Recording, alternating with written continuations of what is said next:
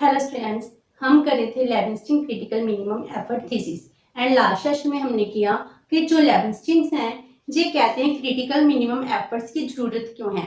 तो हमने shocks and stimulant के साथ हमने पाथ ऑफ डेवलपमेंट किया जिसमें हमने देखा कि कम से कम क्रिटिकल मिनिमम एफर्ट्स लगाने चाहिए ताकि हर एक इकोनॉमी डेवलप कर सके।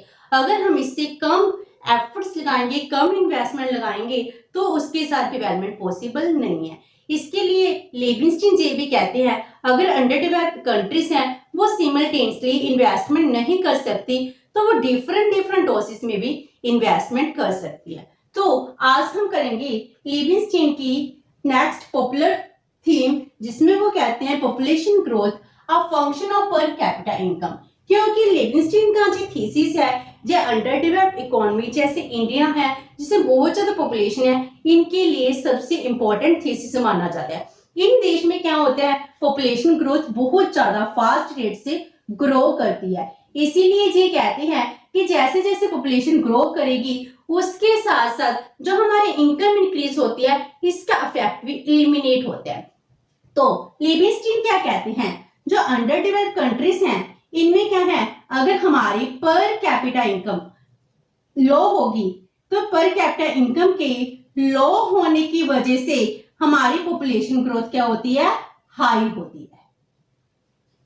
अगर हम पर कैपिटा इनकम को इंक्रीज कर दें तो इससे हमारी पॉपुलेशन है पॉपुलेशन की ग्रोथ क्या हो जाएगी, डिक्रीज कर जाएगी। इट मींस क्या है जी इनवर्स रिलेशन बताते हैं। ये कहते हैं क्योंकि जो अंडर डेवलप्ड कंट्रीज हैं इनमें इनकम लो है इसीलिए ही पॉपुलेशन ग्रोथ बहुत ज्यादा होती है।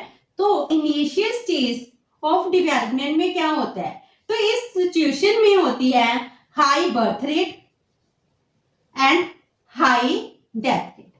अगर बर्थ रेट हाई होगी एंड डेथ रेट हाई होगी तो पॉपुलेशन की ग्रोथ रेट क्या होगी, बहुत कम होगी।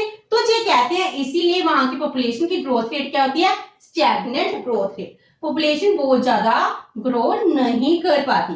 जैसे जैसे हमारी इनकम इंक्रीज होती जाती है हमारी डेवलपमेंट इंक्रीज होती है, डेवलपमेंट की इंक्रीज होने से हमारे पर कैपिटा इनकम इंक्रीज होगी, पर कैपिटा की इनकम इंक्रीज होने से बर्थ रेट स्टिल हाई होती है, डेथ रेट कम होती जाती है, जिसका इफेक्ट क्या पड़ता है, पॉपुलेशन बहुत ज्यादा ग्रो कर रही है। इसीलिए लेविंस्टीन कहते हैं कि अंडर डेवलप्ड कंट्रीज में जो बायोलॉजिकल फैक्टर्स हैं जिस वजह से पॉपुलेशन ग्रोथ बहुत ज्यादा इंक्रीज होती है, तो अगर हम उन देश में पर कैपिटा इनकम को इंक्रीज करते तो उनकी पॉपुलेशन ग्रोथ कम हो सकती है। तो हम इसको डायग्रामेटिकली समझते हैं। एक्स एक्सिस पर हम ले रहे हैं rate of national income growth and population growth and Y axis पर ले रहे हैं हम पर कैपिटा इनकम। तो एक्स एक्सिस पर हमारी नेशनल इनकम ग्रोथ है एंड पॉपुलेशन ग्रोथ है, इसके अकॉर्डिंग हम कैसे डेवलपमेंट कर सकते हैं। तो पहले हम पॉपुलेशन ग्रोथ की कर्व बनाते हैं कि पॉपुलेशन कैसे ग्रो करती है। जो पॉपुलेशन ग्रोथ है वो लाइक दिस ऐसे ग्रो करती है in the under developed economies. उसके बाद आती है income growth.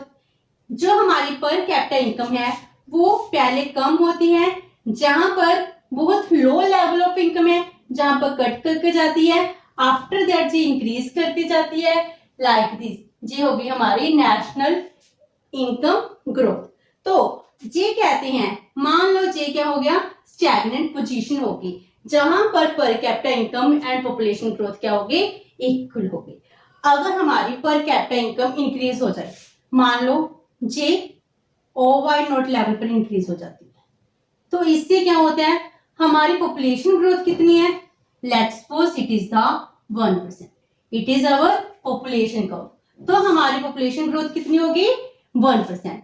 O why not level पर जो हमारी पॉपुलेशन ग्रोथ है वो कितनी है 1%, एंड जो पर capita income national income growth है वो कितनी है लेस देन 1%, जिससे भी कम आ। तो हमारी जो इनकम है ये कितनी होगी लेस देन 1%। एंड अगर हमारी इनकम और इंक्रीज हो जाती है हम OY1 लेवल पर पहुंच जाते हैं, let's suppose OY1।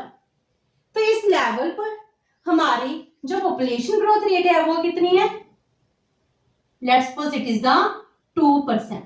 Population growth कहां पर पहुंच गई? OC पर। OY1 लेवल ऑफ इनकम पर हमारी पॉपुलेशन ग्रोथ कितनी होगी? 2%। एंड हमारी नेशनल इनकम ग्रोथ जे रही, हमारी इनकम ग्रोथ जे कितनी होगी? अप्रोक्सीमेट 1%। इट मीन्स क्या है? पॉपुलेशन ग्रो कर रही है, जैसे जैसे हमारा पर कैपिटा इनकम इंक्रीज हो रहा है, इसमें जब हमें ज्यादा फैसिलिटीज मिल रही हैं तो पॉपुलेशन की ग्रोथ करने से हमारी नेशनल इनकम में वो ग्रो कर रही है। लेकिन स्टिल जो पॉपुलेशन ग्रोथ है वो बहुत ज्यादा हाई है, जितनी हमारी इनकम हाई नहीं है। और मान लो इकोनॉमी में और ज्यादा ग्रोथ होती है, इससे हमारा लेवल ऑफ इनकम OY2 पर पहुंच जाता है। तो इस लेवल पर हमारे पर कैपिटा इनकम एंड जो हमारी नेशनल इनकम ग्रोथ है वो दोनों सेम हो जाते हैं। तो जहां पर कितनी आ गई? 3% ग्रोथ आ गई। तो हम पहले क्या थे? CD पर, अब कहां पर हो गए? इक्विलिब्रियम लेवल पर पहुंच। इक्विलिब्रियम लेवल पर हमारी पर कैपिटा इनकम ग्रोथ कितनी है एंड पॉपुलेशन ग्रोथ कितनी है? हमारी इनकम लेवल OY2 हो गई, इस पर जो पॉपुलेशन ग्रोथ है वो कितनी है? 3%। एंड जो हमारी नेशनल इनकम ग्रोथ है वो कितनी है? वो भी 3%। इसीलिए लेविंस्टीन ये कहते हैं जो अंडर डेवलप्ड इकोनॉमीज हैं, अंडर डेवलप्ड कंट्रीज में अगर हम पर कैपिटा इनकम एक मिनिमम लेवल तक इंक्रीज कर दे, उसके बाद पॉपुलेशन ग्रोथ डिक्रीज करना स्टार्ट कर जाती है। वो कहते हैं कि जो 3% ग्रोथ है, 3% ग्रोथ रेट क्या है? जी बायोलॉजिकल ग्रोथ रेट है। जो वेस्टर्न कंट्रीज हैं उनकी इंपेरिकल डाटा से प्रूफ होता है कि जब वो डेवलपमेंट करते हैं, डेवलपमेंट की इनिशियल स्टेज में पॉपुलेशन ग्रोथ ज्यादा होती है, उसके बाद डिक्लाइन करना स्टार्ट कर जाती है। तो जी 3% population growth maximum growth rate होता है। इसके बाद जब हमारी पर कैपिटा इनकम इंक्रीज होगी, पर कैपिटा इनकम की इंक्रीज होने पर हमारी पॉपुलेशन ग्रोथ डिक्लाइन करना स्टार्ट कर जाती है एंड नेशनल इनकम ग्रो करना स्टार्ट कर देती है। तो हमारी नेशनल इनकम ग्रो कर रही है। तो इसीलिए लेविंस्टीन यही कहते हैं जो अंडर डेवलप्ड कंट्रीज हैं इनको कम से कम इतने मिनिमम एफर्ट्स लगाने चाहिए ताकि इन कंट्रीज में जो पॉपुलेशन ग्रोथ है नेशनल इनकम ग्रोथ वो दोनों सेम हो सके एंड कम से कम minimum level of per capita income हम अचीव कर सके। उसके बाद जब हमारी इनकम इंक्रीज होगी उसमें पॉपुलेशन ग्रोथ कम होगी एंड हमारी इनकम ग्रोथ ज्यादा होगी। इसीलिए लेविंस्टीन ने क्रिटिकल मिनिमम एफर्ट्स को एक्सप्लेन किया है, जिस वजह से अंडर डेवलप्ड कंट्रीज डेवलप कर सकती हैं। तो ये था लेविंस्टीन की डायग्राम जिसमें हमने किया population growth as a function of per capita income, क्योंकि population growth per capita income के ऊपर ही डिपेंड करती है। अगर पर कैपिटा इनकम इंक्रीज होगी पॉपुलेशन ग्रोथ डिक्लाइन करेगी। पॉपुलेशन ग्रोथ किसका फंक्शन होगी? पर कैपिटा इनकम का डायरेक्ट फंक्शन हो गई। तो ये था लेविंस्टीन का व्यू।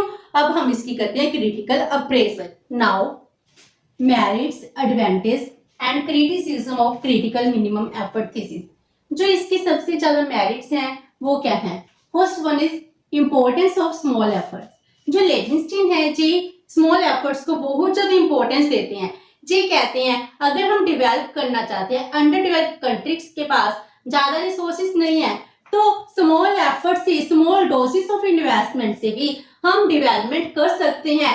उन्होंने कहा है a series of smaller efforts put the economy on the path of sustain development, जिससे हम सस्टेनेबल डेवलपमेंट कर सकते हैं। इसके लिए हमको बहुत ज्यादा हायर इन्वेस्टमेंट की जरूरत नहीं है, हमको continuous small doses of investment करनी चाहिए। अगर इसके लिए हमको फॉरेन कैपिटल की जरूरत है, फॉरेन इन्वेस्टमेंट की जरूरत है, हम उसकी हेल्प भी ले सकते हैं।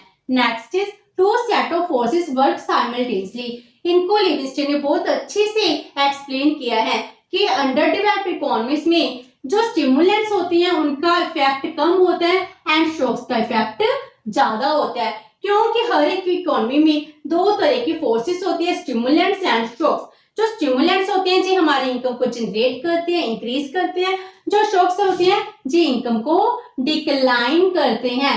इसीलिए अंडर डेवलप्ड इकोनॉमीज को ऐसे एफर्ट्स करने चाहिए जिससे उनके शॉक्स एलिमिनेट हो जाएं और स्टिमुलेंट्स इंक्रीज हो सके ताकि हम अपनी डेवलपमेंट कर सके। इसीलिए जी कहते हैं स्टिमुलेंट्स बहुत बड़ा रोल प्ले करते हैं for the growth of the economy. Next is importance of growth agent. ये कहते हैं अगर हम इकोनॉमी को ग्रो करना चाहते हैं, डेवलपमेंट करना चाहते हैं तो ग्रोथ एजेंट बहुत बड़ा रोल प्ले करते हैं। ग्रोथ एजेंट जैसे इन्वेस्टर, एंटरप्रेन्योर, इनोवेटर्स जे होते हैं। तो जे किसके ऊपर डिपेंड करते हैं? इंसेंटिव्स के ऊपर। इंसेंटिव्स कितने तरह के होते हैं? Zero sum incentives and positive sum incentives. Zero sum incentives वो होते हैं जिसमें सिर्फ डिस्ट्रीब्यूशन इफेक्ट होता है, जैसे मोनोपोलिस्टिक टेंडेंसीज हैं उनको इंक्रीज करना, इनकम को बस डिस्ट्रीब्यूट करना। लेकिन पॉजिटिव सम इंसेंटिव्स होते हैं जिसमें हमारी इनकम इंक्रीज होती है, प्रॉफिट इंक्रीज होता है। अंडर डेवलप्ड इकोनॉमीज में जीरो सम इंसेंटिव्स ज्यादा होती है, लेकिन डेवलप्ड कंट्रीज में पॉजिटिव सम इंसेंटिव्स ज्यादा होते हैं। इसीलिए अपने इंसेंटिव्स को जीरो सम इंसेंटिव्स में इतनी ज्यादा इन्वेस्टमेंट करनी होगी, इतने ज्यादा प्रॉफिट होने चाहिए कि zero sum incentives positive sum incentives में कन्वर्ट हो सके। Next is need of critical minimum efforts. उन्होंने कहा है कि हमको क्रिटिकल मिनिमम एफर्ट्स की जरूरत क्यों है, ताकि हम अपने रिसोर्सेज को फुल यूटिलाइज कर सके, जिससे हमको एक्सटर्नल इकोनॉमीज भी मिल सकती हैं, जिस वजह से हमारी कॉस्ट रिड्यूस होगी, प्रॉफिट इंक्रीज होगा। अगर हम चाहते हैं हमारी इकोनॉमी में फुल यूटिलाइजेशन ऑफ रिसोर्सेज हो, हमको प्रॉफिट इंक्रीज हो, इसके लिए आपको क्रिटिकल मिनिमम एफर्ट्स लगाने पड़ेंगे, तभी हम डेवलप कर सकते हैं। Next criticism. क्रिटिसिज्म क्या है इस थ्योरी के? First one is it is fairly close to big push theory. जैसे रोस्टर रोडान ने कहा था, अगर हम डेवलप करना चाहते हैं, डेवलप करने के लिए हमको बैलेंस ग्रोथ स्ट्रेटजी को अपनाना होगा, साइमल्टेनियसली हर एक सेक्टर में इन्वेस्टमेंट करनी होगी। तो ये क्रिटिकल मिनिमम एफर्ट कह रहे हैं कि हमको मिनिमम इस लेवल तक पहुंचना है, कम से कम इस लेवल पर पहुंचने के लिए हमको इतनी इन्वेस्टमेंट लगानी चाहिए। वो भी कहीं ना कहीं बैलेंस ग्रोथ स्ट्रेटजी को ही डिफाइन करती है। जो क्रिटिसिज्म बैलेंस ग्रोथ स्ट्रेटजी के है, वो ही क्रिटिसिज्म लिविंगस्टीन की क्रिटिकल मिनिमम एफर्ट थीसिस की भी है। Next is ignore the monetary and fiscal policies. ये कहते हैं कि इनका कोई रोल नहीं है। Monetary and fiscal policies government की बहुत बड़ा रोल प्ले करती हैं, ग्रोथ एजेंट्स के लिए भी, इन्वेस्टमेंट के लिए भी, लेकिन ये इग्नोर करती हैं इन दोनों का रोल। मॉनेटरी पॉलिसी जिससे सरकार क्या करती है, आरबीआई के थ्रू, जैसे सेंट्रल बैंक के थ्रू क्या करती है, बैंक रेट में, रेट ऑफ इंटरेस्ट में चेंजेस कर इन्वेस्टर को मोटिवेट करती है। लेस रेट ऑफ इंटरेस्ट पर उनको बहुत ज्यादा फाइनेंस प्रोवाइड कराया जाता है। फिस्कल पॉलिसी टैक्स एग्जम्पशंस दी जाती है, रिबेट दी जाती है, इंसेंटिव्स दिए जाते हैं, जिससे हमारा ट्रेड इंक्रीज हो सकता है। तो ये क्या करते हैं, मॉनेटरी एंड फिस्कल पॉलिसी को क्या कर रहे हैं, इग्नोर कर रहे हैं। लेकिन एक्चुअल में ये दोनों इन्वेस्टमेंट में, इनकम के साइज को डिटरमिन करने में बहुत बड़ा रोल प्ले करती हैं। Next is closed economy. जो लिविंगस्टीन की क्रिटिकल मिनिमम एफर्ट थीसिस है, जो ऑपरेट किसमें होता है, क्लोज्ड इकोनॉमी में ऑपरेट होता है। क्लोज्ड इकोनॉमी एक ऐसी इकोनॉमी होती है जिसमें कोई फॉरेन ट्रेड नहीं होता, ना ही एक्सपोर्ट होते हैं, ना ही इंपोर्ट होते हैं। लेकिन आज के लिबरलाइजेशन टाइम में हर एक इकोनॉमी क्या है, क्लोज्ड इकोनॉमी ना होकर ओपन इकोनॉमी है। एक्सपोर्ट इंपोर्टेड एसेंशियल पार्ट बन चुके हैं। फॉरेन इन्वेस्टमेंट, फॉरेन ट्रेड हमारा इम्पार्शियल पार्ट बन चुके हैं, हम इसको इग्नोर नहीं कर सकते। Next is it neglects the importance of state programs. ये क्या कर रही है, जो स्टेट प्रोग्राम्स हैं इनको निग्लेक्ट कर दिया। ये कहते हैं स्टेट का कोई भी रोल नहीं है इन द पॉपुलेशन कंट्रोल में and in the growth of the economy में। सभी का सभी क्रेडिट किसको जाता है, जो ग्रोथ एजेंट्स होते हैं इनको क्रेडिट जाता है। लेकिन एक्चुअल में स्टेट बहुत बड़े प्रोग्राम्स लेकर आती है जिससे हमारी पॉपुलेशन कंट्रोल होती है, जिससे हम इंसेंटिव्स देते हैं, हमारे इन्वेस्टर इन्वेस्ट करते हैं। तो ये स्टेट के प्रोग्राम्स हैं उनको इग्नोर कर रहे हैं। And last one is decline in birth rate not due to increase in per capita income. इन्होंने ये कहा है कि जो बर्थ रेट डिक्लाइन होता है वो पर कैपिटा के इंक्रीज होने से होता है। एक्चुअल में क्या पर capita income and birth rate के डिक्लाइन करने में डायरेक्ट रिलेशनशिप है। हमने अभी डायग्राम के थ्रू यही किया, जिसमें उन्होंने कहा कि जब 3% पर कैपिटा इनकम हो जाती है, आफ्टर दैट क्या होगा, हमारी पॉपुलेशन ग्रोथ कम हो जाएगी और इनकम इंक्रीज हो जाएगी। क्या इसमें डायरेक्ट कोई रिलेशन है? एक्चुअल में ऐसा कोई भी डायरेक्ट रिलेशनशिप नहीं है। क्या 3% के बाद हम टेक ऑफ स्टेज में पहुंच सकते हैं? इसके बाद हम सस्टेनेबल लेवल ऑफ डेवलपमेंट पर पहुंच पाएंगे? तो जो कह रहे हैं कि अगर हम 3% level of per capita income को अचीव कर लें, उसके बाद हमारा क्या होगा, हम इक्वल लेवल ऑफ इक्विलिब्रियम पर पहुंच जाएंगे, हमारा बर्थ रेट डिक्लाइन हो जाएगा, जो सही नहीं लग रहा। जिसमें हम कहते हैं अगर हमारा बर्थ रेट डिक्लाइन हो रहा है, इसके लिए स्टेट्स के बहुत सारे एफर्ट्स हैं, लोगों को एजुकेशन दी गई है, फैमिली प्लानिंग मेजर्स को अडॉप्ट किया गया है, हेल्थ फैसिलिटीज दी गई है, जिस वजह से बर्थ रेट डिक्लाइन करता है। ना कि सिर्फ पर कैपिटा इनकम इंक्रीज करने से ही हमारा पॉपुलेशन ग्रोथ है वो डिक्लाइन करती है। तो थे कुछ criticisms of Leibenstein critical minimum effort. With this हमारा Leibenstein critical minimum effort complete होता है। होप सो कि आपको सेशन अच्छा लगा होगा। अगर आपकी कोई क्वेरी तो post it in the comment box and video अच्छी लगी तो please like and share with your friends. Thank you so much and have a nice day.